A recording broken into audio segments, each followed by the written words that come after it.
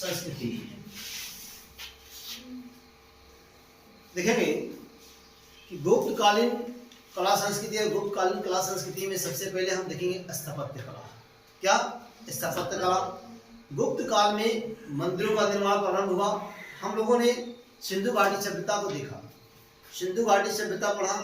सिंधु घाटी सभ्यता के पश्चात ऋग्वैदिक काल, उत्तर वैदिक काल और बहुत सारे राजवंशों को, मौर्य काल वगैरह वगैरह हम लोगों ने देखा। लेकिन कहीं भी सुव्यवस्थित ढंग से मंदिरों का निर्माण नहीं प्राप्त हुआ।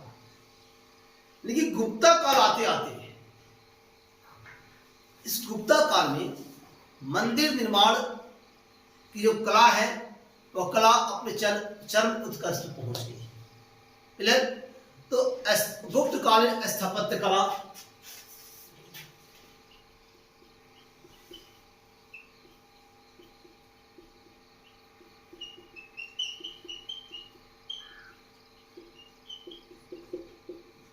गुप्तकालीन स्थापत्य कला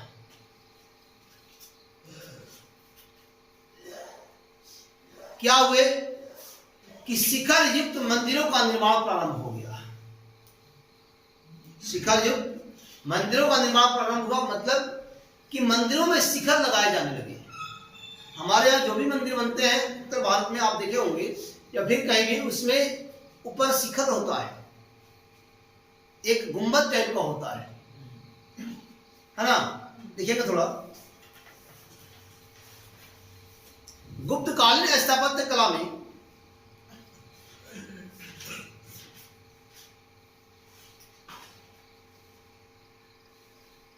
गुप्तकालीन स्थापत्य कला के दौरान गुप्तकालीन स्थापत्य कला के दौरान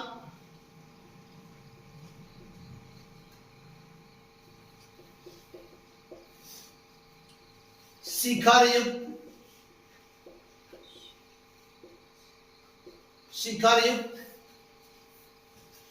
मंदिरों का निर्माण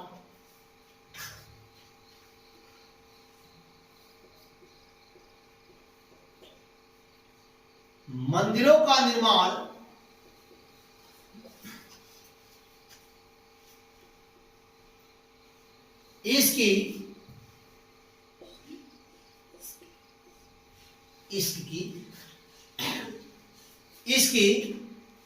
महत्वपूर्ण विशेषता है।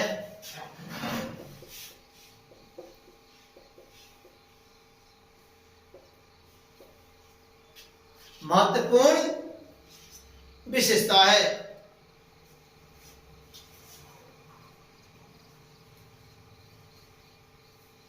अब क्या होता है कि सभा मंडप बनाए जाते हैं और ऐसा कहा जाता है कि सभा मंडपों का प्रयोग गुप्त काल में ही प्रारंभ हुआ।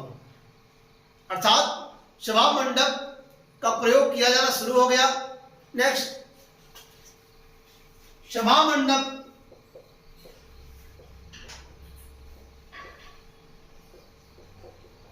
मंडपों का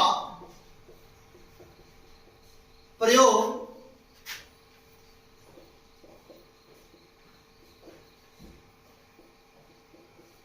गुप्त काल में किया जाने लगा।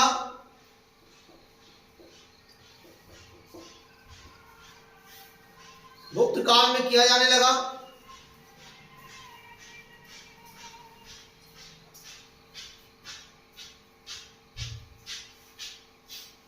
अब एक चीज देखेंगे कि झांसी में एक मंदिर है जिस मंदिर का नाम है देवगढ़ मंदिर। झांसी के देवगढ़ मंदिर में देखिएगा कि पहली बार उस मंदिर में पहली बार विशाल शिखर लगाया गया। अर्थात झांसी का जो देवगढ़ मंदिर है वह मंदिर भगवान विष्णु को समर्पित है और मां जो लक्ष्मी है वह भगवान विष्णु सैया पे सोए हुए हैं और मां लक्ष्मी उनकी पैर दबा रही होती है। इस अवस्था में दिखाया गया है। क्लियर? जैसे आप देखेंगे थोड़ा सा,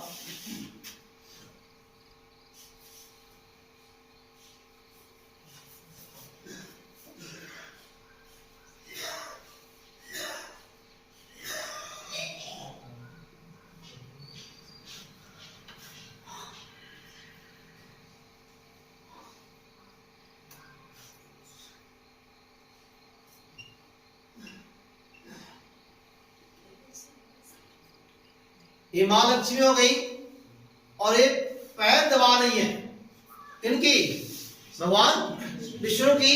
ये नाग लोग, ये कौन नाग, ये नाग लोग एकदम छत्र किए हुए हैं। तो ये दशावतार मंदिर की ये दृश्य है, और इसी मंदिर में पहली बार विशाल शिखर का निर्माण किया गया। नेक्स्ट, भारत में झांसी के देवगढ़ के दशावतार मंदिर, भारत में झांसी के देवगढ़ के दशावतार मंदिर में, दशावतार मंदिर में पहली बार विशाल शिखर का, पहली बार विशाल शिखर का प्रयोग किया गया। पहली बार विशाल शिखर का प्रयोग किया गया। अब एक चीज देखेंगे हम कि मंदिर निर्माण शैलियां उत्तर भारत, मध्य भारत और दक्षिण भारत। क्लियर? उत्तर भारत में जो मंदिर निर्माण शैलियां है वो नागर शैली की है, और प्लस में आपका आता है आपको पंचायतन शैली। दूसरी बात कि जब हम मध्य भारत छोड़ दें, पहले दक्षिण भारत चलते हैं, तो दक्षिण भारत में जो मंदिर निर्माण की शैली है वो मंदिर निर्माण शैली द्रविड़ शैली है, और द्रविड़ और नागर के जो सम्मिश्रण वाले शैली होते हैं उसे कहा जाता है बेसर शैली। क्या? बेसर शैली। और बेसर शैली के द्वारा ही मध्य भारत में मंदिरों का निर्माण किया गया है। क्लियर? नेक्स्ट,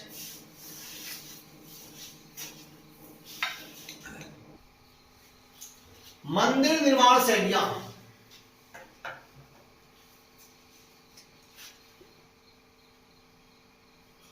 और मंदिर निर्माण शैली में देखेंगे सबसे पहले क्या हो, नागर शैली। नागर शैली, क्लियर? अब जब नागर शैली आता है तो यहां लिखेंगे सबसे पहले उत्तर भारत में प्रचलित, उत्तर भारत में प्रचलित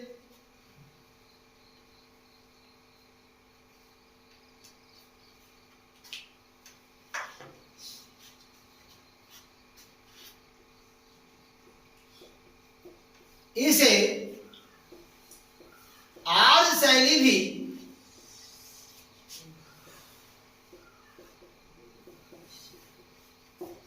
कहा जाता है। अब आर्य शैली इसलिए कहा जाता है कि आर्य उत्तर भारत में आकर बसे थे।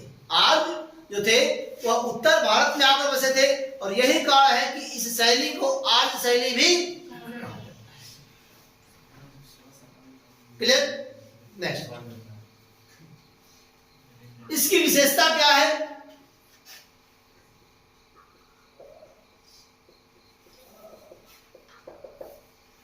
विशेषता, तो विशेषता क्या है कि विशाल शिखर युक्त मंदिर एवं सभा मंडपों का प्रयोग होता था इसमें। विशाल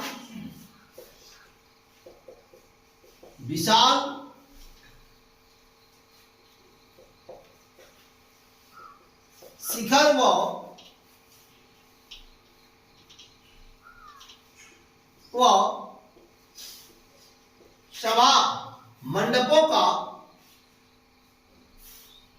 सभा मंडपों का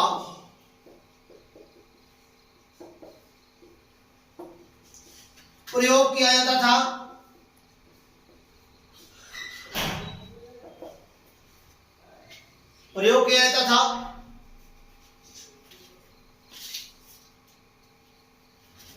सभा मंडपों का प्रयोग होता था। नेक्स्ट लिखेंगे,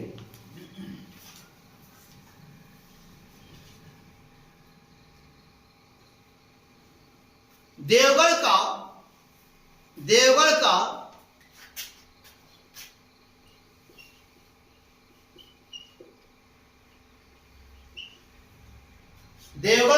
कहाँ स्थित है जी? झांसी में। देवगढ़ कहाँ? झांसी में।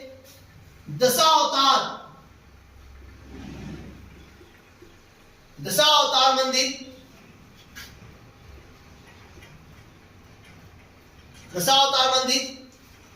और ये जो मंदिर है यह किस शैली में स्थित है? तो देखिएगा जो दशावतार मंदिर है, यह मंदिर की जो शैली है यह नागर प्लस पैचायतन, क्या? नागर प्लस पैचायतन शैली में बनाया गया है। यह नागर प्लस पंचायतन शैली का उदाहरण है। यह नागर प्लस पैचायतन शैली का उदाहरण है। क्लियर? अब यहां देवगढ़ का दशावतार मंदिर और देवगढ़ का दशावतार मंदिर नागर प्लस पंचायतन शैली का उदाहरण है। पंचायतन मतलब पंचायती करना, क्या करना हो? पंचायती करना। पंचायतन शैली का उदाहरण है।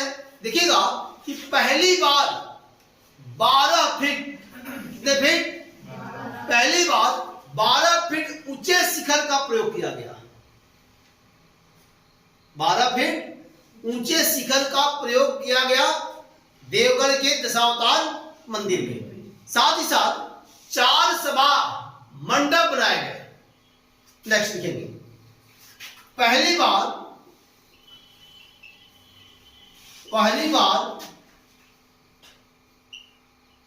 12 फीट ऊंचे शिखर का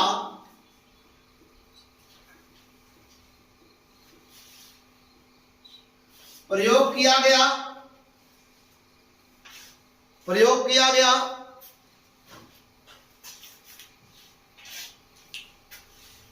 साथ ही साथ 4 सभा मंडप,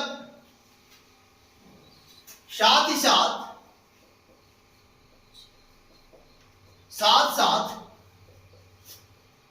4 सभा मंडप बनाए गए। 4 सभा मंडप बनाए गए। क्लियर? अब क्या है कि ये मंदिर है दशावतार मंदिर, यह भगवान विष्णु को समर्पित है। भगवान विष्णु का मंदिर है। और भगवान विष्णु के बारे में पहले चर्चा कर दिया कि सैया पे सोए हुए हैं, सैया बिस्तर पे सोए हुए हैं। और माँ लक्ष्मी उनकी पांव दबा रही है। नागलोक पर से अपना छत्तर लगाए हुए हैं। नेक्स्ट लिखेंगे, भगवान विष्णु को समर्पित, ऐसे लिखेंगे, देवगढ़ का दशावतार मंदिर, देवगढ़ का दशावतार मंदिर, देवगढ़ का दशावतार मंदिर भगवान विष्णु को समर्पित है।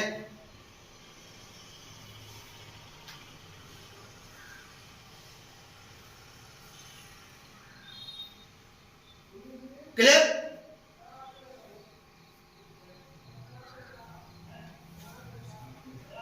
भगवान विष्णु को समर्पित है। हो गया? अब क्या है, एक चीज आप समझिएगा कि इस मंदिर में ऐसी आकृति बनाई गई है, ऐसे चित्र बनाए गए हैं कि भगवान विष्णु से सैया पे सोए हुए हैं। मां सीता इनके पैर दबा रही है। दूसरी बात कि इनकी नाभि से कमल निकलता हुआ प्रतीत हो रहा है, अर्थात नाभि से कमल निकलते हुए प्रदर्शित किया गया है। क्लियर? और ऐसे कुछ देवगढ़ के दशावतार मंदिर भगवान विष्णु को समर्पित है। माता सीता इनकी पैर दबा रही होती हैं। भगवान विष्णु से सैया पे सोए हुए हैं। इनकी नाभि से कमल निकलता हुआ प्रतीत हो रहा है, अर्थात ऐसा प्रदर्शित किया गया है कि इनकी नाभि से कमल निकल रहा है। क्लियर? नेक्स्ट लिखेंगे, भगवान विष्णु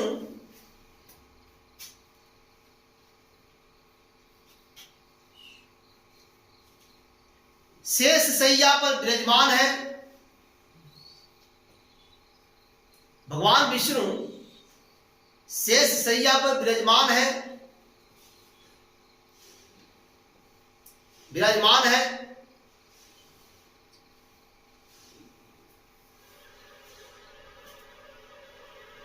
मां लक्ष्मी इनकी पैर दबा रही है। माता लक्ष्मी इनकी पैर दबा रही है।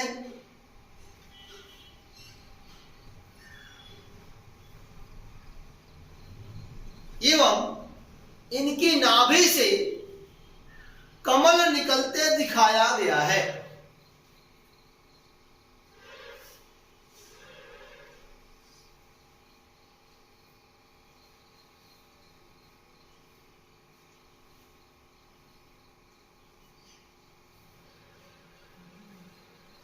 एवं इनकी नाभि से कमल निकलते दिखाया गया है।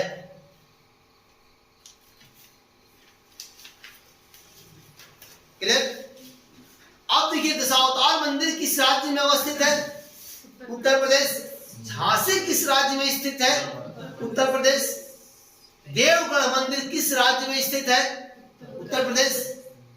देवगढ़ मंदिर किस भगवान को समर्पित है? शिव को या अन्य भगवान को? विष्णु को?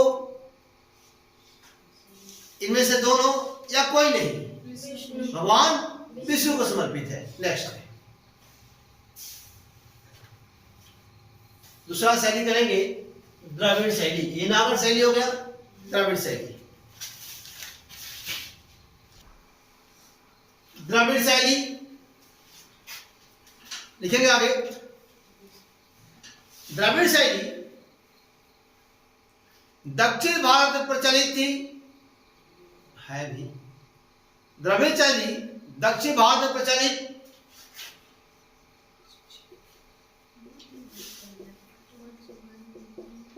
दक्षिण भारत में प्रचलित।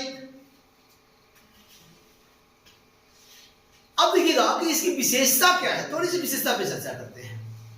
विशेषता क्या है कि इसके प्रवेश द्वार जो होते हैं वह द्वार को गोपुरम या गोपुरम कहा जाता है। क्या कहते हैं? गोपुरम कहते हैं। क्लियर? इसकी विशेषता विशेषता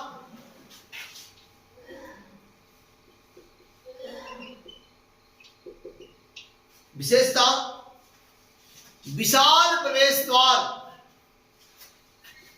विशाल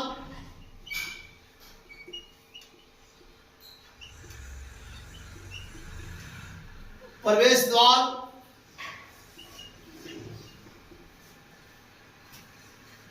अब विशाल प्रवेश द्वार होता जो है, ये विशाल प्रवेश द्वार को गोपुरम, क्या जी? गोपुरम या महागोपुरम,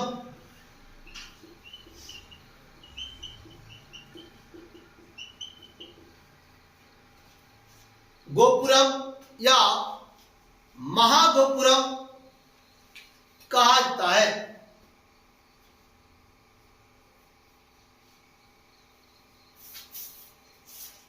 जो द्रविड़ शैली के मंदिरें हैं, इस मंदिरों का जो आकार होता है वह पिरामिड की तरह होता है। कैसा होता है? पिरामिड की तरह होता है। नेक्स्ट, मंदिरों का आकार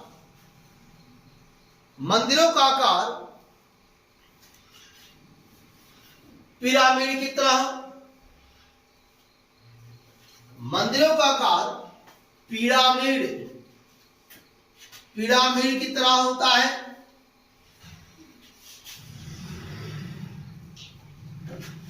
पिरामिड की तरह होता है।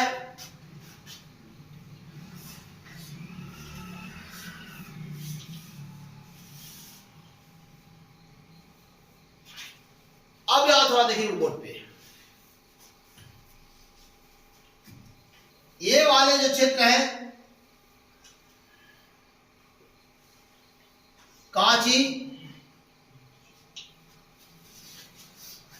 पल्लव, कौन? पल्लव। दूसरी उसके जस्ट नीचे जाइएगा चोल, चोल, तंजौर,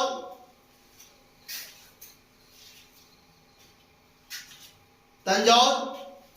इसके बाद अगर सबसे नीचे हम जाते हैं तो आपको मदुरई पांडे, यहां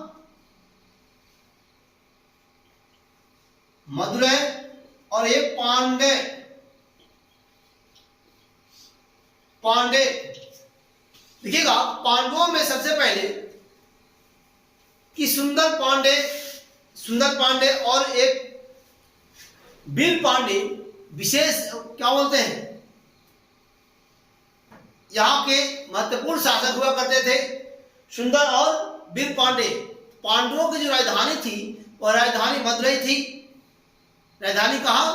मदुरई। और ये मदुरई के बारे में कई बार प्रश्न पूछ चुका है कि पांडवों की राजधानी कहां थी? कहां थी? मदुरई। पांडव कहां के थे? दक्षिण भारत। कहां के? दक्षिण भारत के थे। और इसके बाद जब हम आगे ऊपर के बढ़ते हैं तो यहां कर्नाटक आते हैं। कर्नाटक, कर्नाटक में वतापी या बदामी, वतापी या बदामी,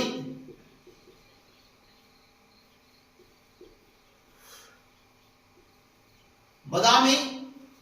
और वतापी जो बदामी थे, ये बदामी या वतापी के चालुक्य हुआ करते थे। क्या थे? चालुक्य थे, चालुक्य शासक थे। फिर जब हम इस क्षेत्र की बात करते हैं, ये बीच वाले क्षेत्र की जब बात करते हैं तो यही बीच वाला जो क्षेत्र होता है यह बेसर शैली। क्या होता है जी? बेसर शैली या सच्चर शैली या सच्चर। अब सच्चर इसलिए कि उत्तर और दक्षिण भारत के दोनों के मिश्रण से बनता है बीच वाले शैली। फिर क्या होता है, इसी को हम कहते हैं खच्चर शैली। खच्चर, न घोड़ा न गधा, बात समझ रहे ना? खच्चर शैली, खच्चर, ना घोड़ा में रहेगा ना गधा में रहेगा, बीच वाला रहेगा, ना उत्तर भारत वाला ना दक्षिण भारत वाला। क्लियर? नेक्स्ट। और एक चीज याद रखिएगा, ये वाले जो क्षेत्र थे ये बेगी, बेगी के चालुक्य, बेगी के चालुक्य, बेगी के चालुक्य हुआ करते थे। क्लियर? ये हो गई बात थोड़ी सी इससे हट के बताया है। हट के बताने के पीछे कारण ये आपके सिलेबस थोड़ा सा बाहर है, स्टैंडर्ड है। क्लियर? नेक्स्ट लिखेंगे बेसर शैली।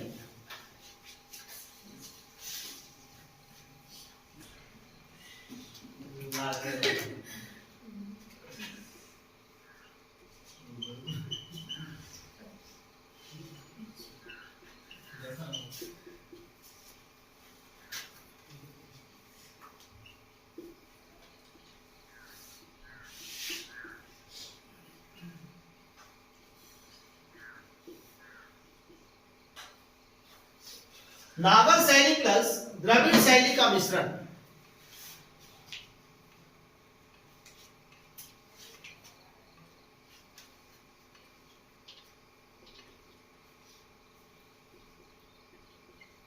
इसे इसे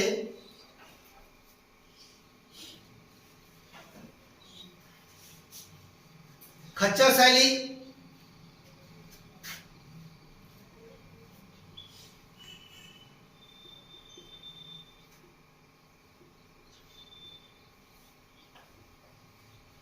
चच्चर शैली, बहुत कुछ मिलेगा। चच्चर शैली भी कहा जाता है।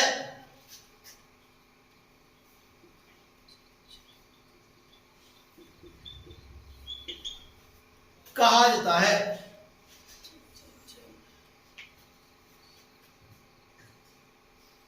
नेक्स्ट, चालुक्य शासकों द्वारा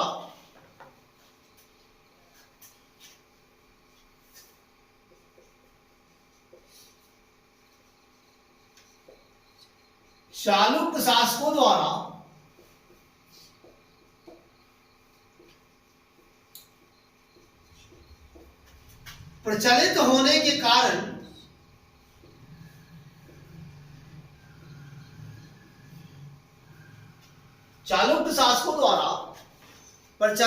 के कारण इसे चच्चर शैली कहा गया।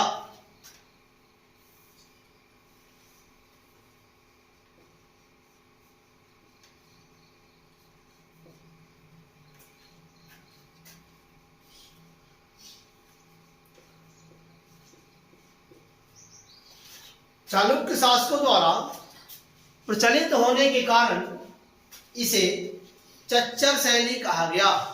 आगे सुनिए। नेक्स्ट,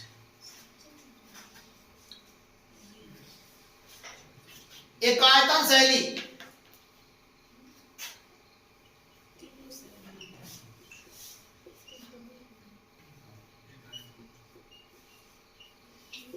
एकायतन शैली, अब एकायतन शैली में क्या होता है कि जो गर्भगृह होते हैं, गर्भगृह में देखिएगा कि एक ही देवता की प्रतिमा लगाई जाती है। हेलो, जो गर्भगृह होते हैं उस गर्भगृह में, मंदिर के गर्भगृह में एक ही देवता की सिंगल जो प्रतिमा होती है वो एकायतन शैली में लगाई जाती है। क्लियर? एकायतन शैली मंदिर के गर्भगृह में, मंदिर के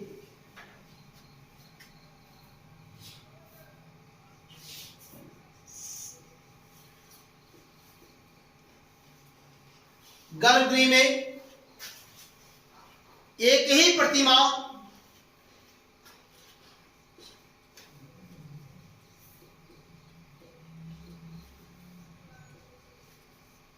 हो, उसे क्या कहेंगे जी? एकायतन शैली कहा जाता है। एक ही प्रतिमा हो उसे एकायतन शैली कहा जाता है। क्लियर? अब तो एकायतन शैली की बात हो गई, अब बात होगी पंचायतन शैली की। किसकी?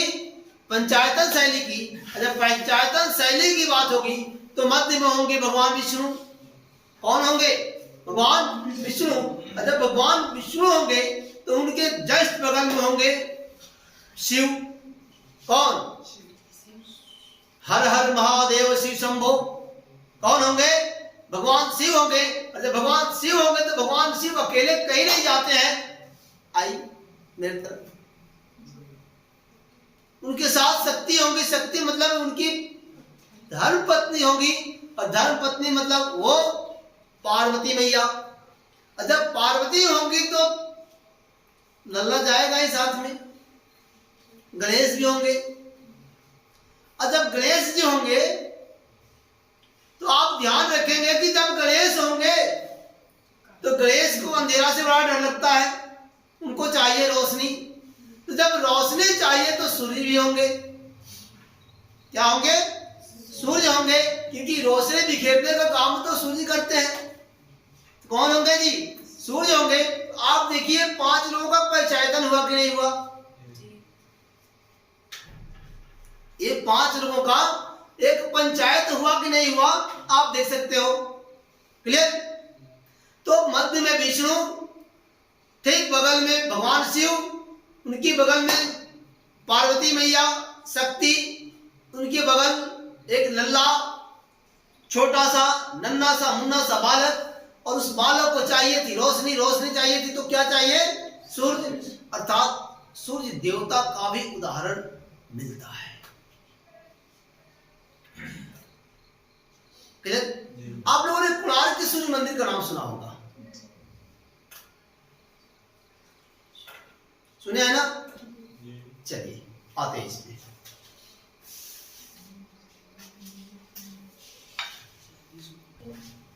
पंचायतन शैली,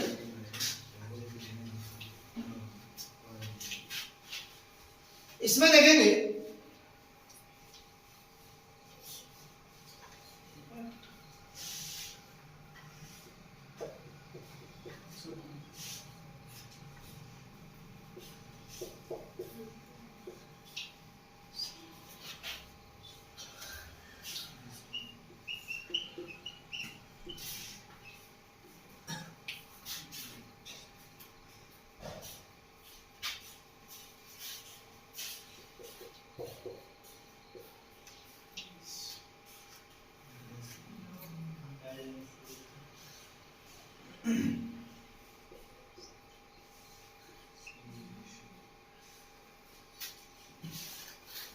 आगे 5 लोग पंचायती करने के लिए क्लियर।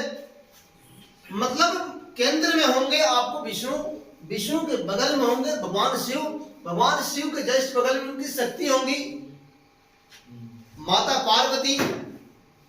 और फिर जब पिताजी और माताजी होंगे तो छोटा सा बच्चा को तो छोड़ेंगे ही नहीं, तो छोटा सा बच्चा गणेश ललन टप। और इनके बगल में होंगे, इनको चाहिए थी रोशनी, तो रोशनी देने के लिए रहेंगे कौन? सूर्य। नेक्स्ट इसमें लिखेंगे कुछ, जहां गर्भगृह में, जहां गर्भगृह में 5 तक प्रतिमाएं,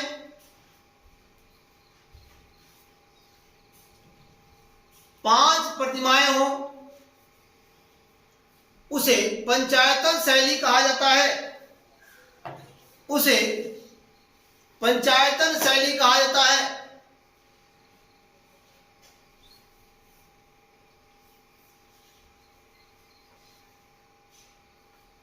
और इसी पंचायतन शैली के साथ आज लेते हैं विदा, होंगे नेक्स्ट क्लास में उपस्थित। जय हिंद, जय भारत, भारत माता की जय। लगता है सब इसमें